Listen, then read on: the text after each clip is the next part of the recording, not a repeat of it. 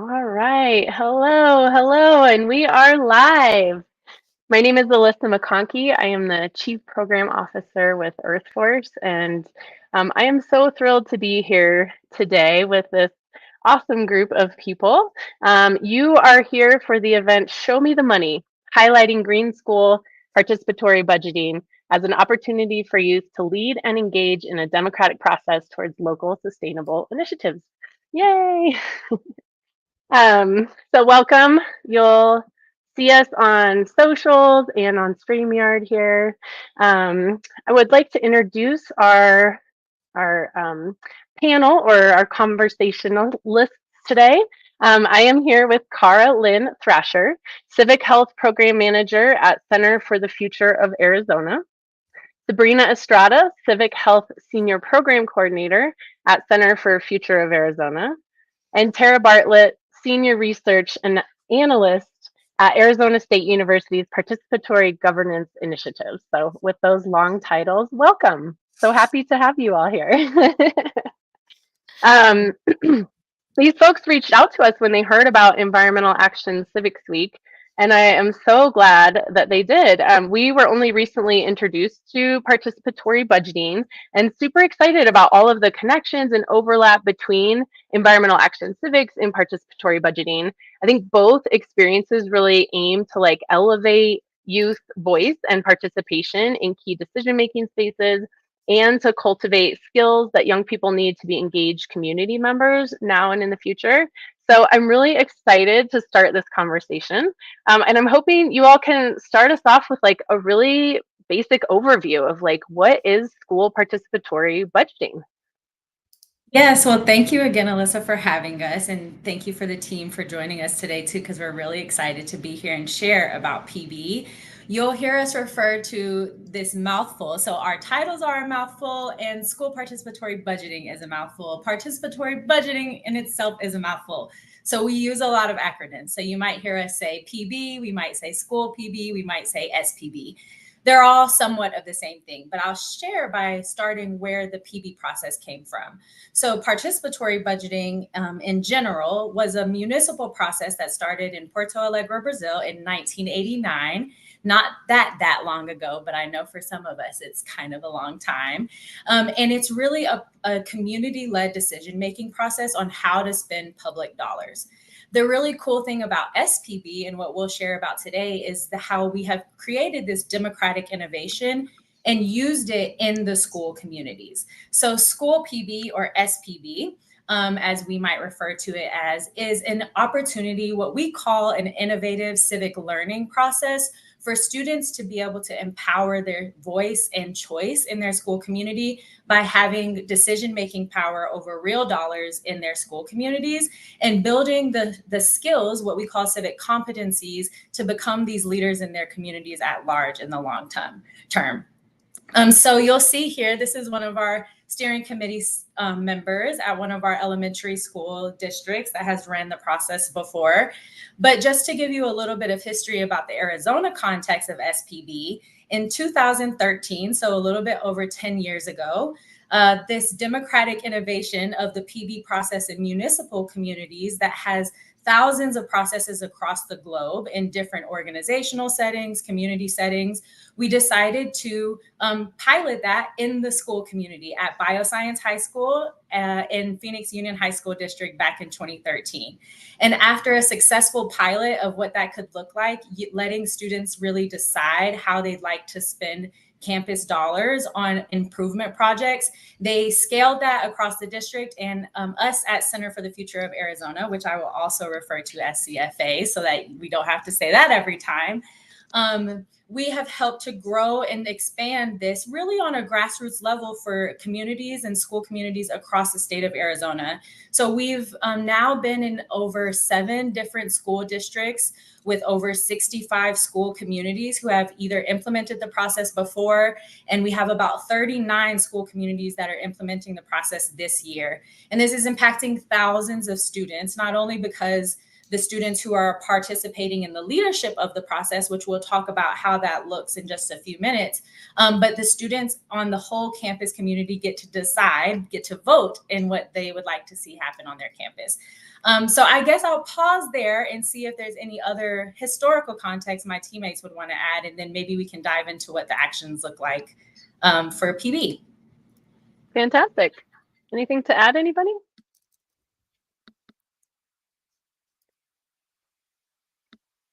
Okay. No? Awesome. Yeah. So I just want to like pause for a second because wow, I mean, just the numbers, there's so many just already. I'm so excited to hear more about this. So you have me excited just on the surface level. Now tell me like what are the actions that take place during this? What does this whole process really look like?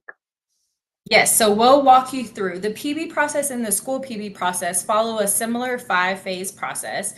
The really cool thing about in the school community is that students are leading the way. Of course, they have help and support by adults on their campus, which we can talk about later too.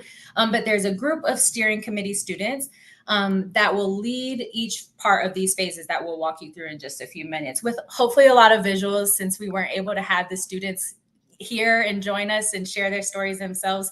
We're going to display them on the screen so we can talk about their really incredible impact that they have on their school communities. One thing I didn't mention was actually that I know that SPB started in the high school setting, but actually we have shown that it's a K through 12 experience. And maybe even pre-K. We've heard like little inklings that there might be pre-K classrooms who are voting all together, but maybe not individually yet.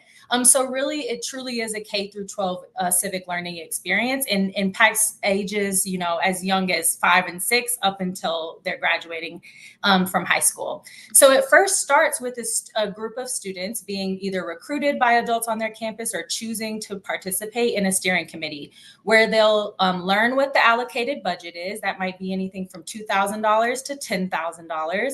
And then they'll design what the process would look like. What type of parameters will they have based on the type of budget and funding that they have? What would they want to make for sure they're focusing on, making for sure that a process or a project will impact the most amount of students on their campus, or even thinking about if it is impacting a smaller group of students, how can we ensure that that's a priority for our full campus community? So that's the first phase of the process. And then the second phase, as we go to the next slide, is the students on the steering committee will then brainstorm ideas from their peers on campus. That might be their peers, and it also might be staff members and family members, depending on the level of engagement of the community. So they'll grab ideas. They'll say, hey, we have $2,000. What would you like to see us spend that on at our school? And sometimes they might be gathering at large high schools, hundreds of ideas that this steering committee then will have to sift through and create project proposals, which we'll move to the next slide. That's the third phase of the process. It's a truly learning curve for a lot of folks, including the adults and the students on campus, learning what it means to build feasible project proposals. How much does something cost? What are installation fees? Getting vendor quotes. So those students will start to narrow down those ideas based on what they heard from their peers, put together a solid maybe 5 to 8, depending on the level of their budget, project proposals that they'll then submit to their adult leaders on their campus for approval to go on a ballot. So you can see some of them doing some idea collection, doing the developing of the proposals too here in the presentation or in the pictures. And then the next slide, which is really an exciting part, definitely after doing all of that work in the third phase of the process, then the students get to coordinate a campus-wide vote day. So they will either have students come to a centralized location, similar to how we vote in our elections, maybe in a school gym, maybe in a library. Sometimes, and of course, in the last few years, it had to be online or hybrid voting, so doing a Google form, especially during the pandemic. But the students will start to deliberate. They'll campaign on the different project proposals that are approved for the ballot, and then start to, try to sway the vote. Not the steering committee so much, but there's usually a group of students who are very engaged with one specific project and trying to get people to vote for that thing. They'll put posters around the campus. They might present to their peers. They might present to governing board members. They present to a lot of different folks to make for sure people are aware and informed voters before their vote day. And then they'll host a vote day, which is a very exciting culminating event that usually happens in the spring of the academic year. And you can see some of these pictures in steering committee students who they truly do take their poll working duties seriously. They are nonpartisan. They are just gathering ballots, and they have to tabulate them themselves as well, especially if they have printed ballots. And then the last phase of the process is really funding those winning projects. I think this is what adds a lot of teeth to the SPB process. Not only are students just coming up with ideas of how they can better their community, they actually get to see it implemented on their campus. So they'll they'll submit their purchase requisitions through whatever channels their districts need, and then they will hopefully receive their winning projects by the end of the school year. You can see a few pictures here, like with the top left picture is a game room was on the ballot. And the students actually painted this mural themselves to start sprucing up the game room, which was just an extra classroom outside of the cafeteria.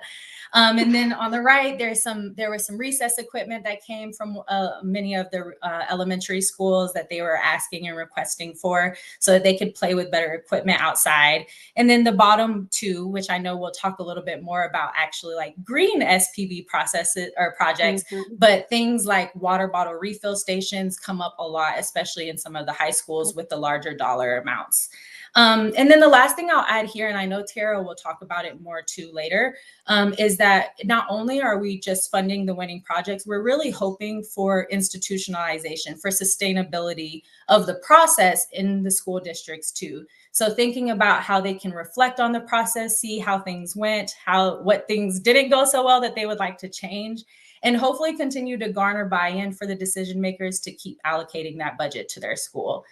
So I'll pause there. Those are the actions that the steering committee students are making and the students across the student body are participating in when they do PB.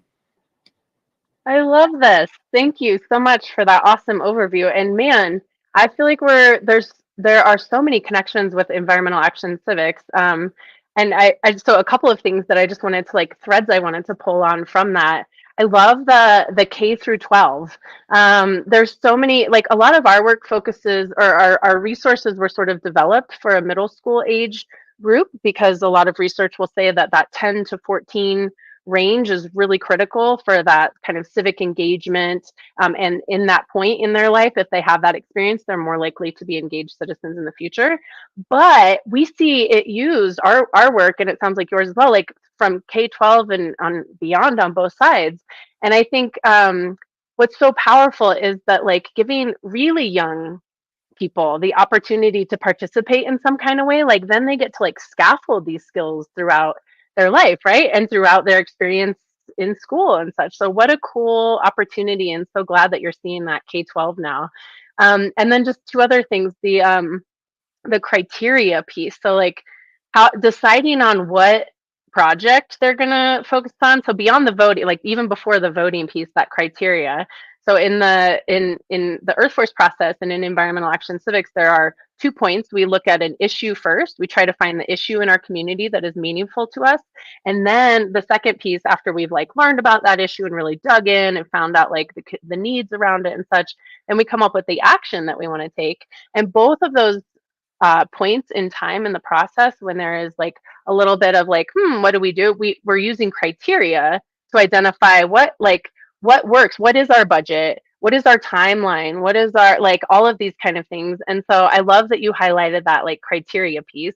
And then the voting, like how wonderful. And I love like we do a lot of the work that environmental action civics is often done in small groups, not generally school wide like that. So I love the idea of like having almost like mimicking a voting day and having like everyone come into the gym and place their vote. I feel like that would really enliven young people to be like, oh, voting is pretty cool. Like I'm going to do this later in life, and kind of, and I think you might talk about like voter registration and such as well, and some of the impacts maybe later. But anyway, so cool. Thank you for sharing all of that.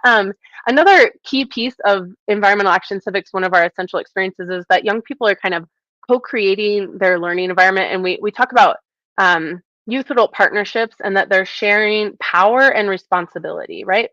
Like equitably. It's not an experience a lot of young people get. And And at least in environmental action civics, when they come out on the other side, one of the key things they talk about throughout this whole process is like, wow, we worked alongside adults and like we worked with them and they listened to us. And that was really powerful. And so I'm just wondering if you could talk a little bit about youth adult partnerships in participatory budgeting and what does that look like in that realm in your process?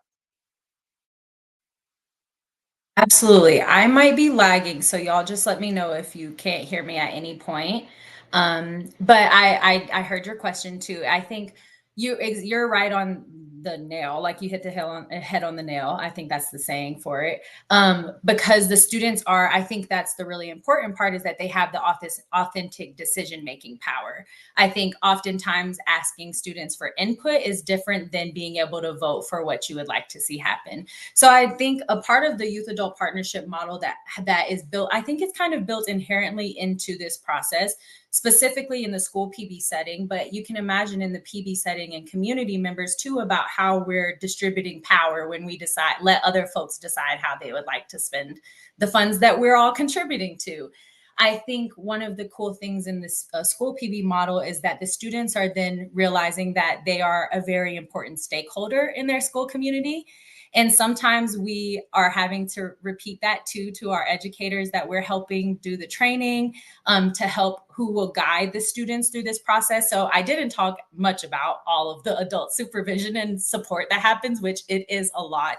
So I can't, like, I'd be remiss to say that there's not a lot of educators who put time and energy towards helping coach and mentor, which I think is a really valuable part of the youth adult partnership too.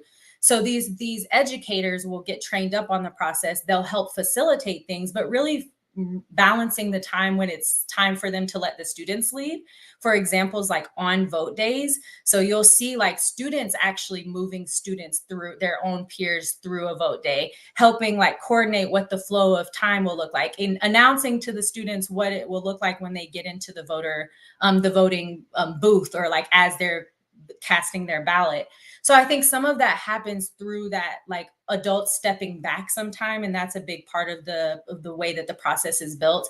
And also the students being able to feel comfortable and confident and supported by the adults to step in and test out things and risk and try new things and collaborate with others. And we've seen, and I think Tara might talk about this too, we've seen how that builds stronger relationships, not only between the students who are working together to make all of this happen. There's that, we call it like concentric circles. The first concentric circle, that is the student steering committee. Like they're learning with one another how to do all of this. You can imagine narrowing down 100 project proposals to like 5. There's a lot of healthy debate that's happening there, that they're listening and having coaching through from their adults on the campus who help move that through. So, but they're also gaining that their own student leadership. And I think that's really a part of the youth adult partnership model too. And then the adult support, of course, it happens all throughout. But I think another example that I'll share about the youth adult partnership model with the students is at one of our districts, they actually have their steering committee members go present the proposed ideas to their governing board. And that could be like a terrifying thing. And these are K through 12. So some of them might be as young as 5th graders going to present at a very formal governing board meeting on the projects that they would like to see happen on their campus. But they're learning those leadership skills. They are being able to have the support from adults who will come and let them practice multiple times before they have to go into the governing board meetings. So you can see kind of that relationship and how it works together from between the students as well. So that's a little bit, about how it looks like. Yeah, it's I had put this in the chat too. Like we talk about the guide on the side or the mentor in the center there. Yeah, and then we talk about educators like facilitating this work versus like, you're and sometimes you do have to guide it and lead it, especially when you're kind of getting started and stuff, but really being a partner in there. So those are really great examples. And I appreciate too the debating and discussing. That's such an important work of building those skills, civic skills for the future, as well as we like to say asking for change. And it sounds like a lot of times they're having the opportunity to go to the people in power and ask for a particular thing. So that's very cool. Thanks for highlighting. Those are great examples of youth adult partnerships. And I know you touched on it a little bit, but do you want to dig into a little more how youth are making decisions together during this? That's a big part of environmental action civics too, is learning to like be with other young people and figure out like how do we discuss and decide what we're going to choose and then make a decision together, right? Which is such a great life skill. So maybe you could talk a little bit more about that. Yeah, I'll share that. I know, especially in the beginning of the process too, we have lesson plans and resources that we share exactly with the, I love the like guides on it. What is it? Guide on the side, the mentors in the center that we call our SPB, the teachers who are helping. And sometimes they're not teachers. Sometimes it might be a librarian. It might be a school principal. We call them the sponsor. But those sponsors, they kind of, there's resources for them to talk about, I think, empathy at first. That's really important during the design and brainstorming collection and idea collection phase is like, how can we put ourselves in our other students' shoes to start understanding where someone else might be coming from. So I think that's a big part of actually the collective decision making that the students are making. They're starting to learn like what is important to other people. And especially in the K-8 settings, I've seen like the older kids being really mindful of like, well, what would a kindergartner want? Like, we need to make for sure there's something on the ballot that our K-3 graders might want, not just something the 5th, 6th, and 7th and 8th graders would like. So I think they start to use that empathy to also decide and like start making decisions on what they would like to even see go on to the proposals and do more research on in that type of way. The other one I think is a part of that is just listening. I think the teachers do a really great job of cultivating that space, but listening to their peers when they're collecting ideas and not just shutting them down right away. I have a lot of stories in the K-8 experience because I onboarded with basically the first fully elementary school district. So I learned a lot through their point of view, but I remember them saying like the students wanted unicorns and like the kindergartners wanted like plush unicorn things, and the older students having to realize like you can't just be like, no, that's a terrible idea, because they might not want to share any other ideas. So like having to listen and say, oh, okay, well, let's think about something that can impact the whole school community. So those types of things, I think they are built into their decision making together. The last one I will say is like the dialogue and deliberation. And we might be able to talk more about it at different times, but even on vote days, and this is fresh on our mind because we've been at quite a few for the last few weeks, actually probably the last month. And that you can even see students, which we don't do in our regular elections, but they'll go to each other and say, well, what are you going to vote for?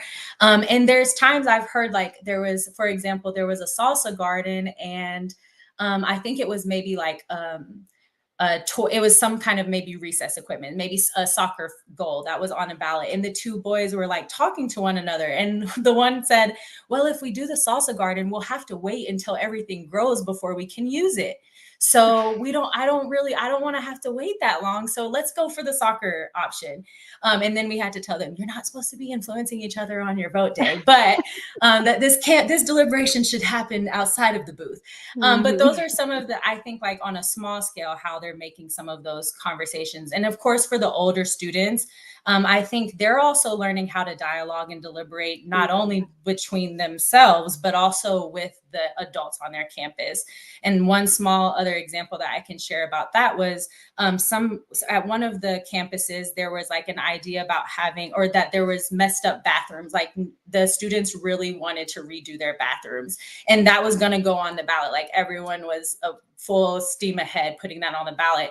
But when they shared this with the district leaders or school leaders, they were like, that shouldn't be something you have to use this SPB dollars for.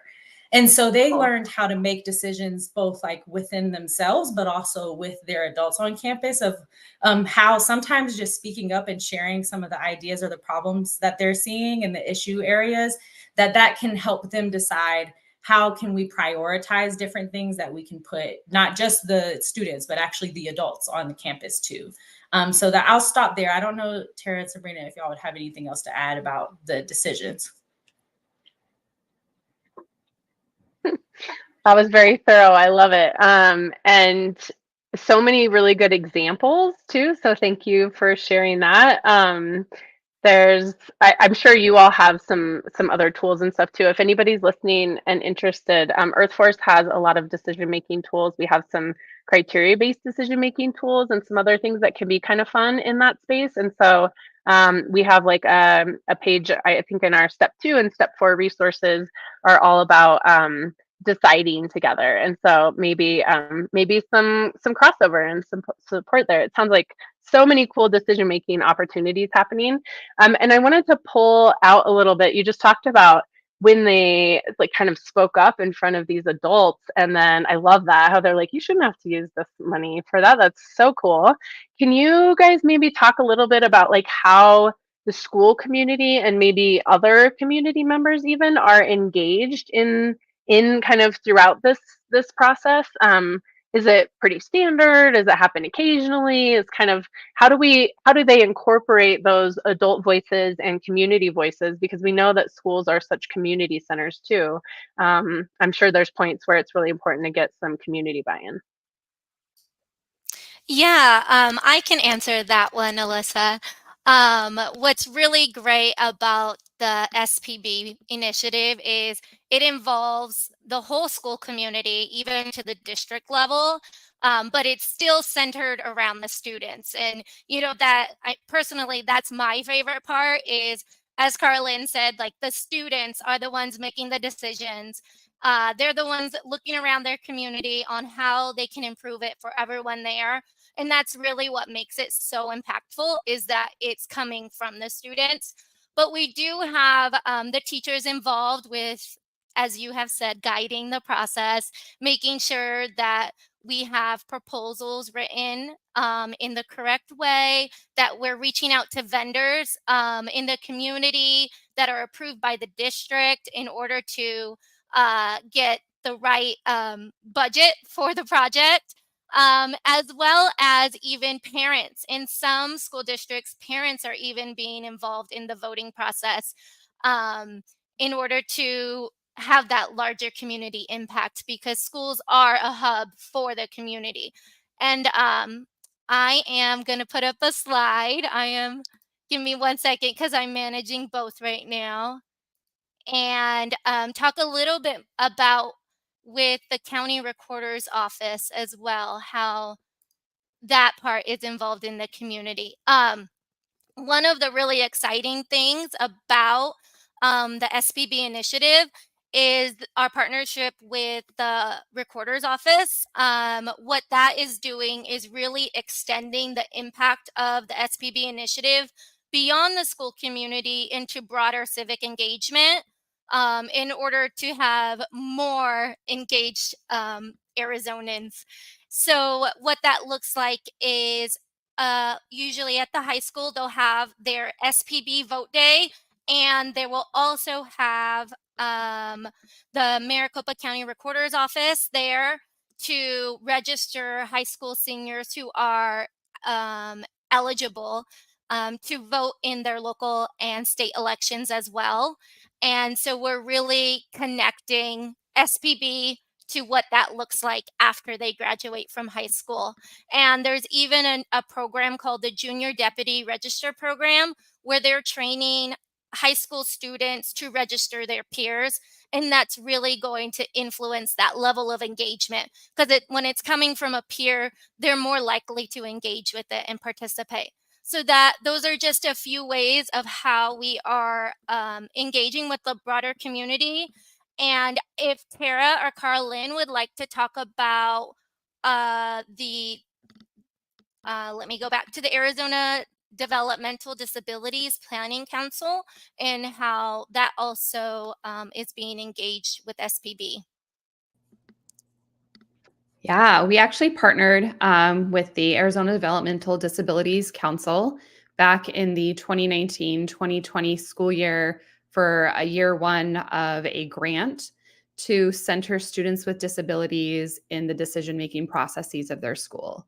And so in the school participatory budgeting context, that looks like an overrepresentation of students with disabilities and disabilities broadly, whether that's a 504 plan, an IEP, some type of medical diagnosis, speech. any type of disability, but having that overrepresentation in the student steering committee. And that particular process, we really did an in-depth study alongside the students and found just greater heightened empathy towards students with disabilities across the campus, greater trust amongst students, but also the project outcomes were very representative of students with disabilities needs. The winning project for that particular school campus was a school therapy dog for students to decompress, spend time with, read with, spend, a portion of their class period working alongside that dog on whatever activity they might be doing. And the amazing part was that district, it's one of the largest districts in Arizona, took that process and decided this is a great idea that the students came up with. Why doesn't every school in our district have a school therapy dog? And so that's just one example of, a small group of students really having their voice amplified to then center something that serves their needs, but also the broader community's needs, to then, diffuse to 50 plus other schools. And so that was just a really amazing project that we were able to partner with on that council. That is equity in action. I love that. That's really, really powerful. Awesome. Wow. Great. I have a side question on that. We talk a lot about asking young people to like take a risk to kind of be in these situations that sound a little bit like your steering committees and kind of taking on these responsibilities, or maybe speaking to adults in power or something. Are there certain things that you all do, or that you help your educators or the sponsors or such to do to help prepare these young people for those spaces? Because I could imagine like a young person with a disability might be a little bit tentative potentially to like enter that space, or like how do we make sure that everybody is is kind of prepared to be in that space and supported? I think just as with any process in our schools, we spend a lot of time laying down infrastructure for teachers and students that will be leading this process in their school to really feel as if they're, making a change, a collective change.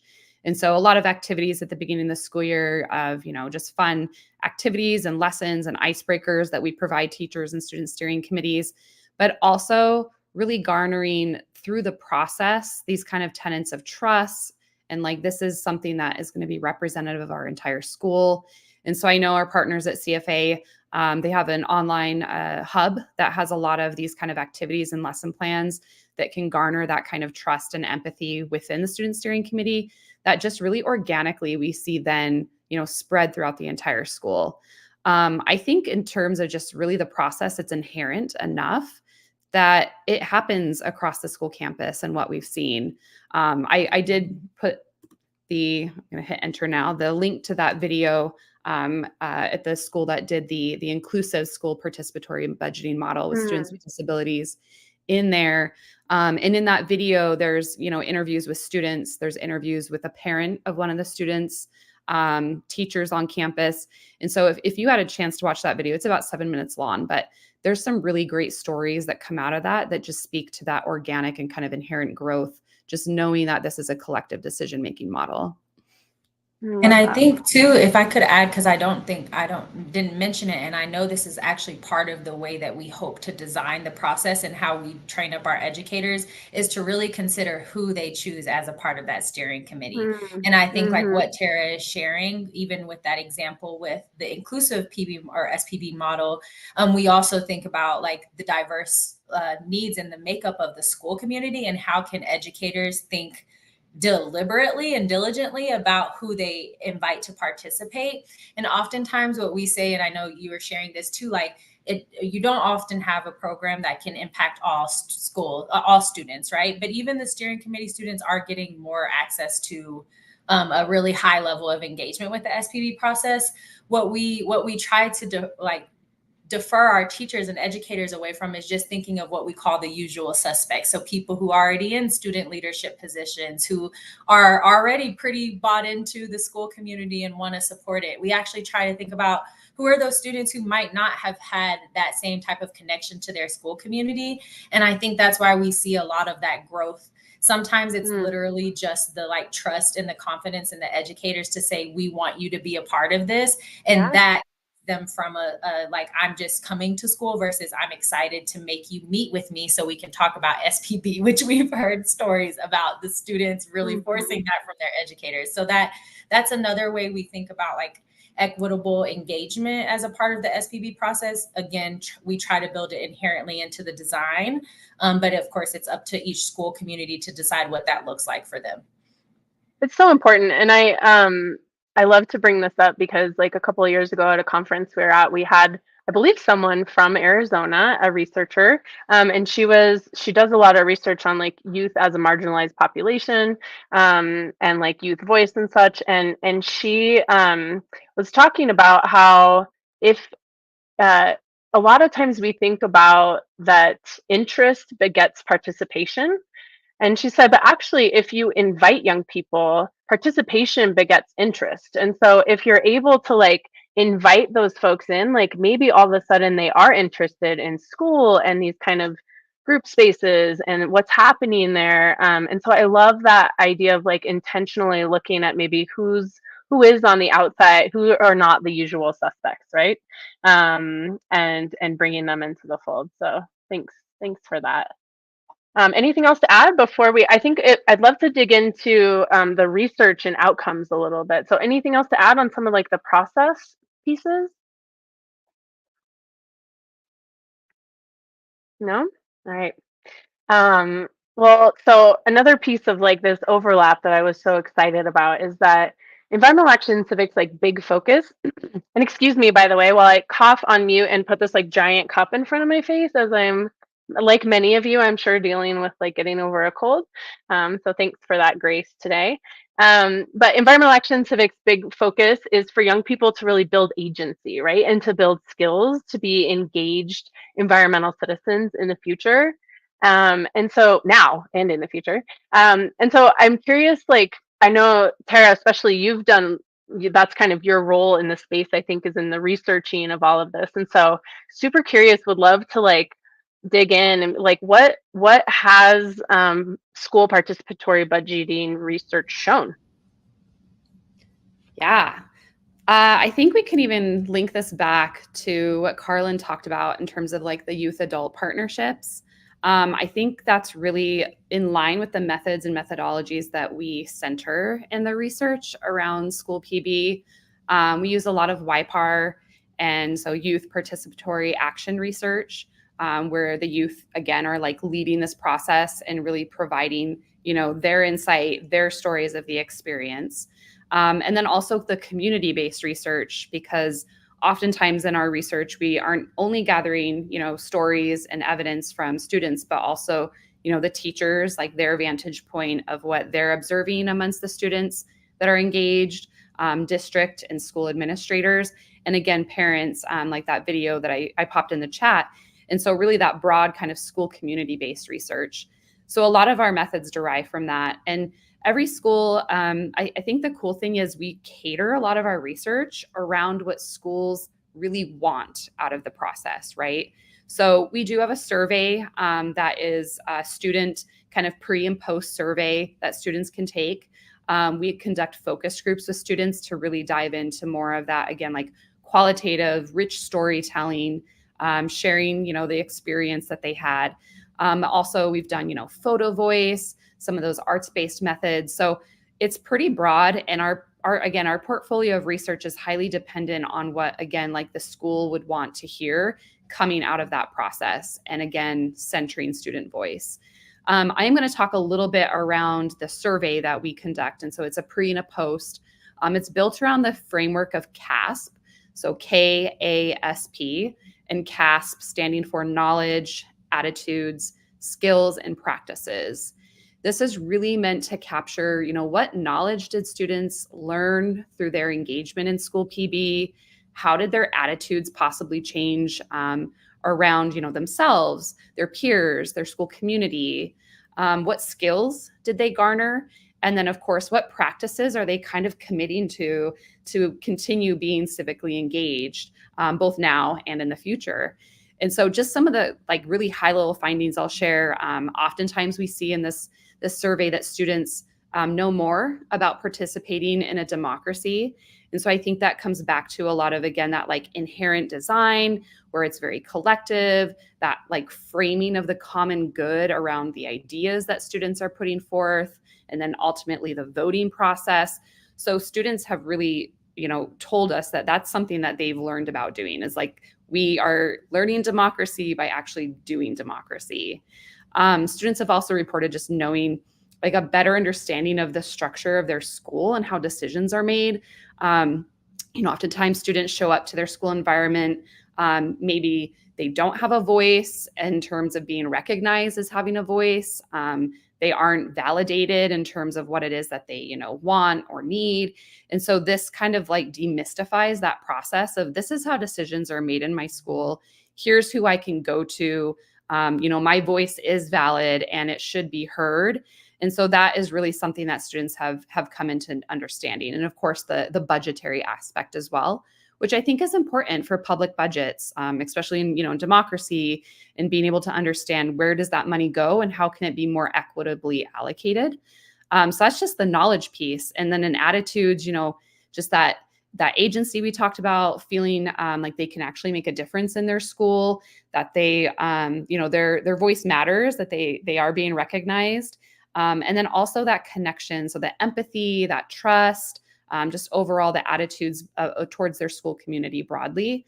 And then for skills, really a wide range of skills. So there's some really great skills that I think, you could link to just, growing up and kind of those like adulting skills, but also at the same time, skills that would be great to use for, the workforce, skills that would be great to use for like advocacy and civic engagement, skills that would be great to, put forward that sustainability mindset and pushing for change in communities around sustainable practices.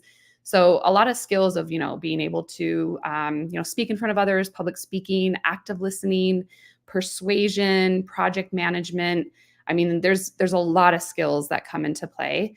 And then the last one is practices. And I think what we really see young people in this process committed to is one, voting. So the intention to vote as soon as they turn 18. And then also the intention to continue working on either school or community issues and really problem solving. I will say we have like a global network of research around school PB. And I think someone was asking earlier in the chat, where is this taking place?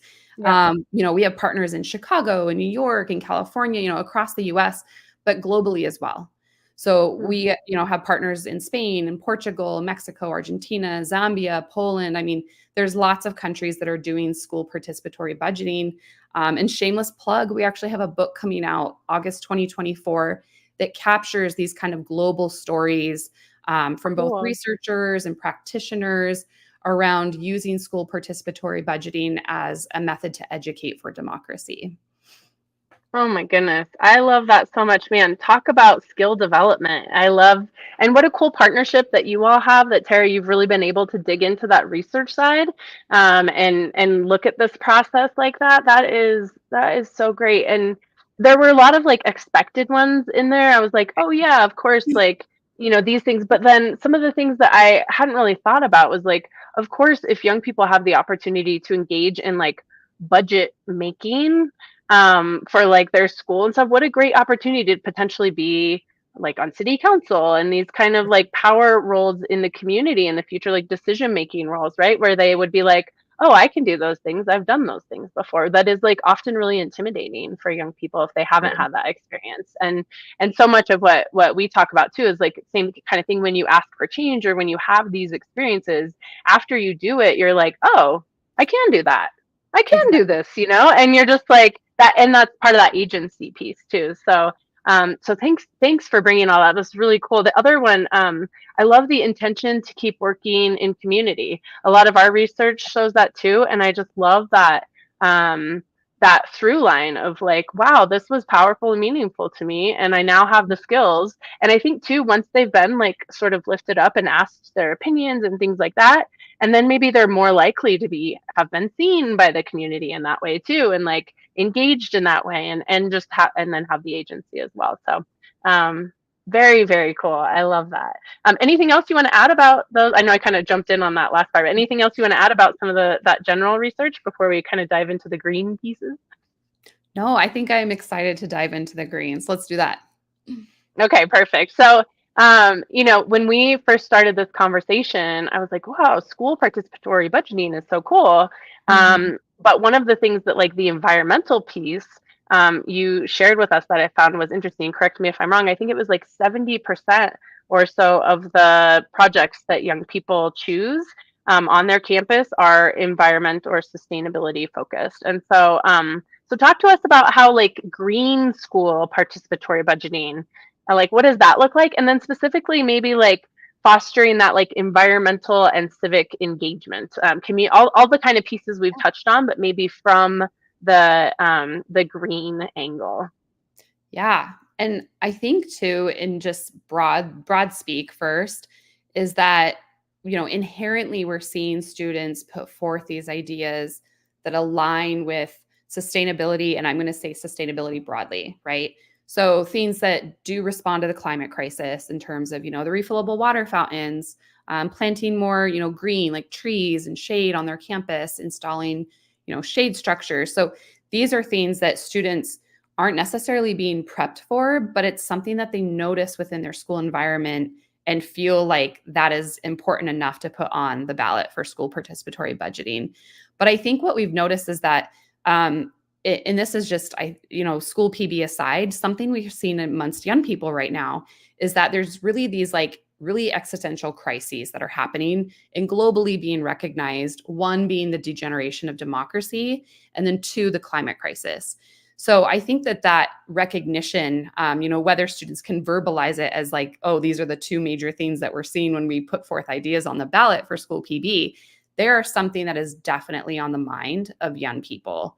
And so that's just, overarchingly, there's been some surveys and studies across the globe of young people, one being the UNICEF Gallup poll that was, revealed at COP28, 55 countries, youth aged 15 to 24, who, overwhelmingly said, yeah, I know about climate change. But when probed further, barely 50% could actually talk about climate change. And so what a better way to kind of center maybe the learning around climate change through this lens of this, collective process that also is just embedded with democracy and democratic processes.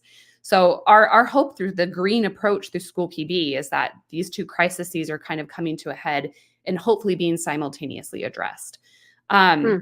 So we talk about school PB kind of, you can picture almost like three buckets that it's addressing around this, the environmental action. So one of them, the civic engagement piece. I don't think we're going to see traction on solving any of these environmental crises and spurring action without that civic engagement.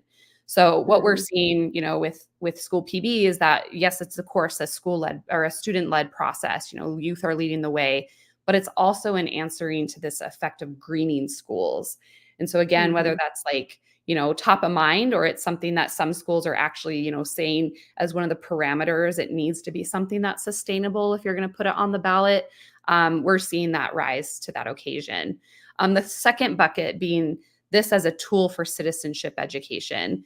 And I'm going to say that as a small C citizen. So you can be a citizen of your school, your community, right? But kind of that like training that really lends itself to the United Nations SDGs answering of peace, prosperity, centering people and the planet. And I think that it equips young people to be able to do those things. So, peacefully coming to a solution that then, adds to this prosperity of their school campus that is people-centered and planet-centered.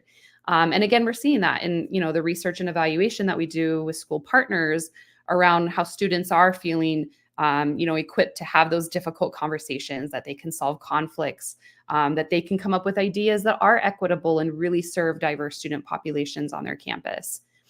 And then the third one, that last bucket, is this kind of tool for democracy, and in specifically school democracy, where it's leveling the playing field between adults and students. So really, again, building that agency and the skills to be engaged citizens, but it's also adjusting the capacity and understanding of power amongst adults. And I don't, it's something that you might have noticed in a lot of the pictures that perhaps we shared today.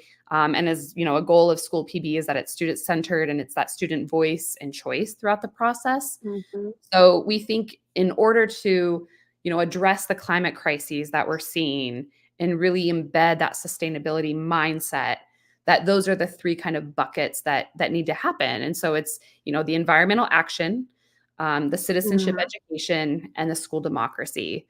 And so I think amongst those three, School PB really does exemplify bringing those together.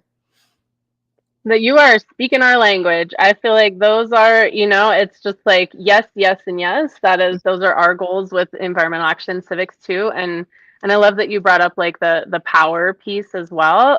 Something that we have like power mapping tools. You all talked about the empathy. We have empathy mapping tools, like lots of shared language here and things that it makes me really excited to know that I'm like surprised I didn't know more about this because there is so much overlap between the work that we're doing, but I'm so impressed by this. And I agree with you. I mean, I feel like, yes, if you're going to have like if you want to solve these problems, young people need experiences in dealing, like in being in the spaces of, civically engaged and working in like democracy and having like working on climate problems. Like they need those experiences, right? And so how cool that is. And I know we're like coming up on the hour, so I want to make sure to like pause one, we're going to answer a few questions in a minute, but before we do that, do you think you could just give us like a couple of examples of green school participatory budgeting and maybe some of the cool things, like tell a story or two?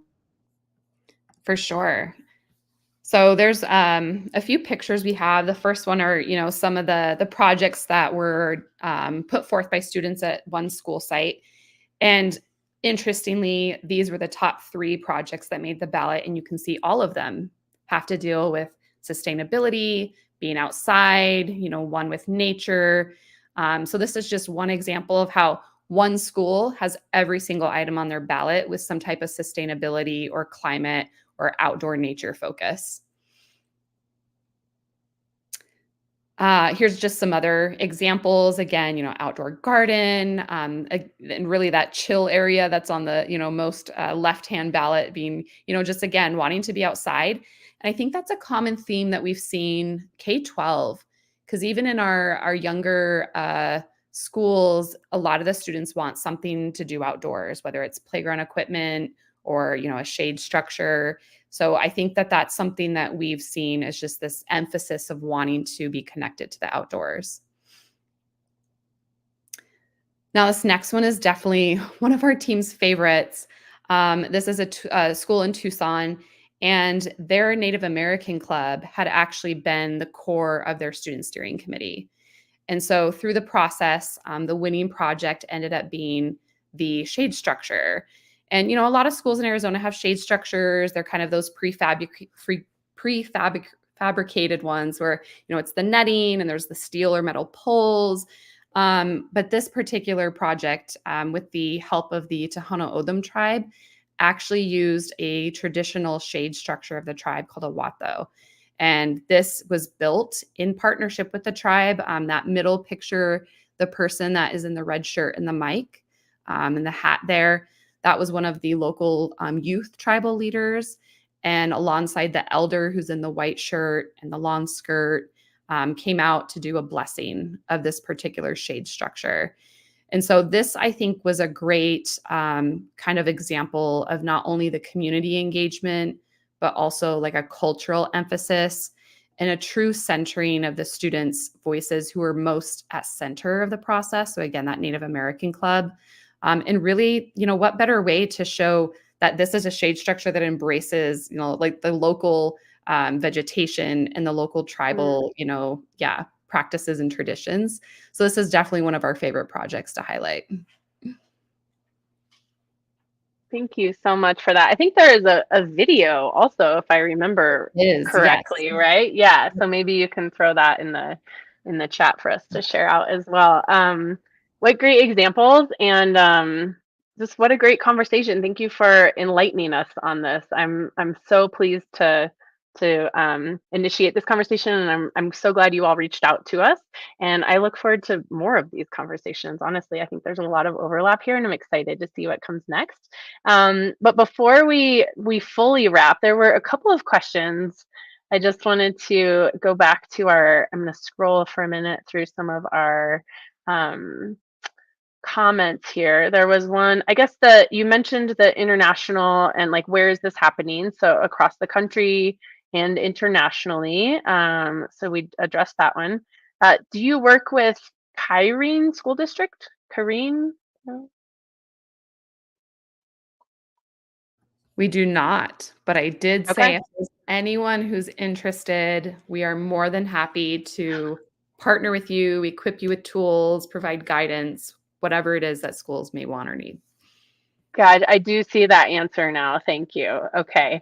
I'll pause for a minute. Is that if there's any other comments from our listeners or any other questions, we can pop those in really quick. But thank you three again. What a pleasure this has been. Do you have any other like where folks can find you? Any other tools you want to share? Anything like that? You can pop into the comments for folks. It sounds like you've got toolkits and videos and all sorts of things to really share the breadth and impact of your work and hopefully to support it continuing on too. So if you have that pop in, there we go.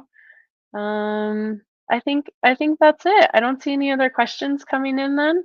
I see some other comments and stuff. So I see the video. Thanks for getting those in there. So with that, I'm just going to go ahead and wrap us up. On behalf of EarthForce and all of our team, thank you so much to all three of you. This event has been part of the 2024 Environmental Action Civics Week. We're nearing our end. It's Thursday. So we have 2 more events tomorrow. We'll be talking with folks from Denver about student climate champion. I'm actually a part of this program, so that's my wording. I'm like, my wording got changed here. I don't know.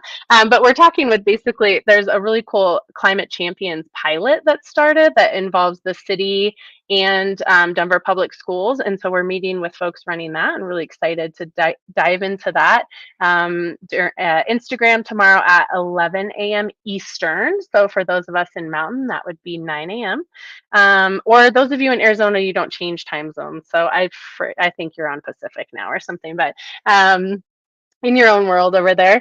And if you want to learn more about Environmental Action Civics Week and all of the events we've had, lots of them are recorded. You can go back and watch them as well. You can go to earthforce.org/EAC week, and you'll probably see that in the chat as well. 2 more short plugs. We really want to hear from you. So if you are listening now or if you watch this later, you can complete this quick survey for us. It just gives us a sense of what, if you want to offer some feedback to us, how we're doing and all of that. So you'll see that in the chat as well. And then finally, EarthForce created a new community of practice recently for any practitioner that's working through Environmental Action Civics. And so I'm wondering too if there might be some gems in there for the educators that you're working with. Maybe there's some overlap or something. But that will be in the chat as well. It's a great space for folks to come in. It's member driven, it's dynamic, and the goal is really that we can share research and ideas and stories and all of that. And so we hope that you will join us for our community of practice. I think that's it for now. Any parting comments from you all? Thank you for the work you do and for having us. It's such a pleasure. Likewise. All right. Well, I look forward to continuing this conversation offline and beyond. Thank you so much. Thanks to everyone watching and those to watch in the future, and have a great rest of your day.